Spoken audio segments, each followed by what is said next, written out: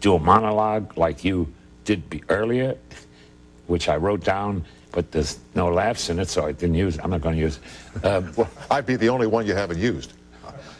Oh. One for you, okay. And we'll stop right there. But anyway, after the one. You talk to them, you do a vaudeville show. So I said I'll do a vaudeville show. I'll put on a vaudeville show with jugglers and dancers and singers. The stars of the day. Pre-Sullivan. May he rest in peace. Pre-Ed Sullivan. And that was my format. That's the only thing that I knew the best. The next act is I'll tell some jokes or work with the acts. If they were acrobats, I would horn in and do it. Then it came out a little later that Berle is hogging every show, but I had a reason for doing that because that's the format I used. And I put jugglers and musicians and acrobats, everything. You had great stars of the time. You had Frank Sinatra. Well, that's later. You had Elvis Presley. I saw you with Martin and Lewis when I was a kid. You had all the top headliners who were coming up then in television or on the Berle Show. But I had a rough time getting them. I'll tell you why. Well, tell us why, Milton. I'll be very happy to. Okay. I also do straight for myself. Do you notice this? And I keep laughing because I know what's coming next. And the story was, you said you had everyone. You had this one, you had that one. Rough job, Tom, getting them. I just started off with a vaudeville show with good acts that juggled and danced and sang and everything. And then toward the end of that season was the 49, began the new 49s. I tried to get named personalities. And I called, and I was under contract prior to this going on television. I was in the Ziegfeld Follies. I was in 20th Century Fox. I made a lot of pictures and everything. So I called up. I took a hiatus for a week or two, and somebody else filled in for me. And I flew into California, and I went to 20th Century Fox to meet Darryl Zanuck. And I said, "Hello, Mr. Zanuck." He said, "Uh-huh. Oh, the big man's here. Now you're a television star." I said, "Well, thank you very much, DZ." I always call him DZ. And I said, "I have an idea. Would you like to hear it?" He said, "Yes." Well, I hadn't signed yet with NBC for the lifetime contract. Lifetime contract. I signed a lifetime contract. I know you did. In 1951. 51? It was lifetime, but it expired 15 years ago. Well, you outlived NBC's plans, you know. Listen, let me do a fast little commercial here, and we'll pick it up with the idea you had for DZ, Darryl Zanuck.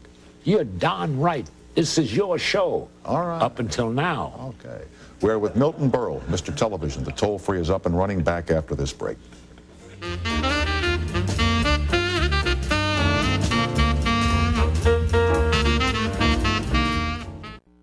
You being a guest star on my program, huh, Frank? Yeah, that's an idea. Sure. If you'll plug the picture I'm in. We don't do that on my program. We don't plug pictures. You come on my program and sing a song or two, and that's all. That's all. Yeah, but you could mention it when you introduce Frank, we don't mention pictures on our program. I'm sorry. We just don't do it. Well, I'm asking you I to don't do care. You can argue with me from here to eternity. I won't mention it. Hey, young man, if you want an autograph, will you stand in the back there? I don't care who you are. Everybody wants... I'm Elvis Presley. Elvis Presley!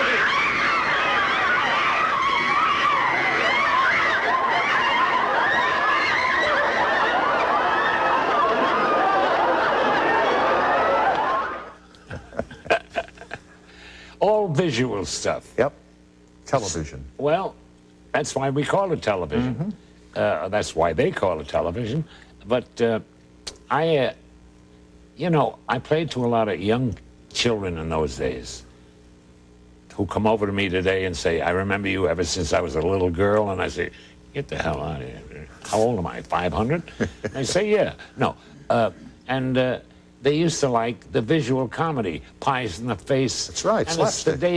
It's the days of Chaplin, those days, which I started out earlier, which we'll discuss maybe if you want to later. But, and Harold Lloyd and, all of them. Now, when you came to see Darryl Zanuck, what was the idea? Oh, the Zanuck.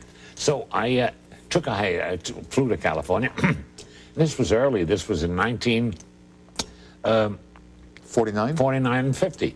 I said, "I'm not signed with the network yet. Not yet. I'm not signed with, and I'm not completely signed with Texaco. but I have an idea. Why don't we take one of the shooting lots or stages at 20th Century? I was a little ahead of my time, and I said, and turn it into a studio with viewers there, make a whole balcony with, and use cameras here at 20th Century Fox, and call it. I didn't have to change. I didn't have to change the title because it was just the Texaco Star Theater. I said, let's call it the 20th Century Follies, and use the standard cast that you have under contract. Yeah. That was Don Amici and all the stars. All the big there. players then. So he said, I can do the broadcast from here, right? And he said, it's a good idea, Milton, but I must tell you, we're in the motion picture business. That was the answer he gave me. I said, what do you mean by that, Mr. Zanuck? Well, see, at that time, Tom, they didn't believe that television was here. No, and people who did pictures would not do television. They wouldn't go on Well, television. they forbade all their contract players to even make an appearance on my show. So I try to think of it this way. Let's start a television situation at the 20th Century At the Fox. movie company, yeah. Yeah, make it a company. And we'll do the show from here. We'll call it 20th Century Follies. Right? Right. And I'll still do the same thing, because the patent on the format. No, you can't patent that kind. No, you can't. But anyway, that never happens. So he turned me down. Okay. So I went over to see Harry Cohn over at 20th Century at Columbia. Columbia. Sat down and knew. I said, Harry, I got an idea. Plugged it to him, pitched it to him. He said, "Good idea, kid. But we're in the motion picture business." They had all stars. So how did you finally get the big stars to come on your show? Well, finally, I personally knew them from being in Hollywood here and making pictures, and I called them personally on the phone, Tom. And I said, how would you like to make an appearance on my show, on the Texaco show? Well, first they had to get permission from the studio. Then they said, oh, that's wonderful, fine. Now they were green to television, and they were all scared. You know, it was a live show. Yep. I mean, most of it, some of them were dead, but most of them were live. And they were like scared to stand in front of a camera without rehearsal, without lighting, without marks, and without a script. And I said, I'll have it all written for you and do it. Well, I find that's the way I broke it. Yeah, you got it done. And I got it done. That's how we started the star system. Here is Edna on the phone in Goldsboro, North Carolina. Hi, Edna, and welcome to CBS Late Night. Hello. Hi. Thank you very much. You're welcome. Yes, I have a statement first. Okay. You have a what? She has a statement. Mr. Berle, Mr. Berle. Yes, darling. You look great. You look better now than you did 30 years ago. And my question, you really look great. I am so proud of you. What role does marriage play in your longevity? What role did what? Does marriage play in your longevity? A very big role. I'm happier now than I've ever been in my life because I have the greatest wife who is very thoughtful, who adores me, and I live the life now after being in the business for 85 years, and she's laid it on me, boy. She takes great care of me. That's the solution to my possibly how I feel, how young you said I look, and how fine I look.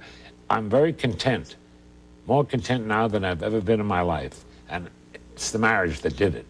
Sir, you look great, and I'm so proud of you. You're a first-class act all the way. Thank you very much. You are correct, Edna. He is indeed Mr. Television, and thank you for joining us tonight. Thank you. All right, bye-bye now. Bye-bye. Now, you talked about these vaudeville acts that came on your show.